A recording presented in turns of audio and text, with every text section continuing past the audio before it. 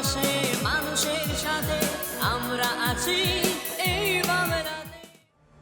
আপনারা দেখছেন সংবাদ শিরোনাম। দেখলেন তো অনেক কিছু, এবার দেখুন নতুন কিছু। নদিয়ার শান্তিপুর থানার কাল্লাঘাটগামী রাস্তায় ভয়াবহ পথ দুর্ঘটনা। বাইক এবং সাইকেলের মুখোমুখি সংঘর্ষে মৃত্যু হলো বাইক আরোহীর। আশঙ্কাজনক অবস্থায় সাইকেল আরোহীকে অন্যত্র স্থানান্তরিত করা হয়েছে। এলাকাবাসী সূত্রে খবর, কাল্লাঘাট মুন্সিরপুর এলাকায় একটি বাইক এবং সাইকেলের মুখোমুখি সংঘর্ষ হয় এবং ওই বাইকে 3 জন ব্যক্তি ছিলেন। যিনি বাইক চালাচ্ছিলেন তার নাম বাবুসোনা আলী শেখ, তার বাড়ি শান্তিপুর গোপালপুর এলাকায়।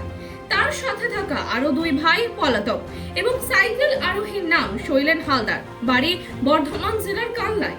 ঘটনা ঘটার পরই এলাকাবাসীর তৎপরতায় এবং শান্তিপুর থানার পুলিশের তৎপরতায় বাইক আরোহী এবং সাইকেল আরোহীকে ঘটনাস্থল থেকে শান্তিপুর হাসপাতালে নিয়ে আসা হলে কর্তব্যরত চিকিৎসকরা বাইকারকে মৃত্যু বলে ঘোষণা করে।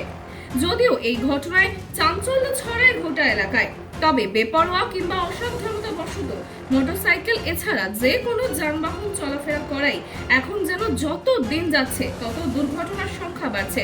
তাতেও কিন্তু হুঁশ ফিরছে না কারোর অকালে মরণ হচ্ছে, আবার কারোর হাত পা শরীরের বিভিন্ন অংশে ব্যাপক ক্ষয়ক্ষতি হচ্ছে।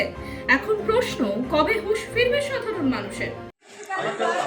আমরা টোটো করে আসছিলাম, এবার টোটো আসার সময় সামনে এখান থেকে অল্প সময় 10 মিনিটের মতন দূরে পড়ে আছে।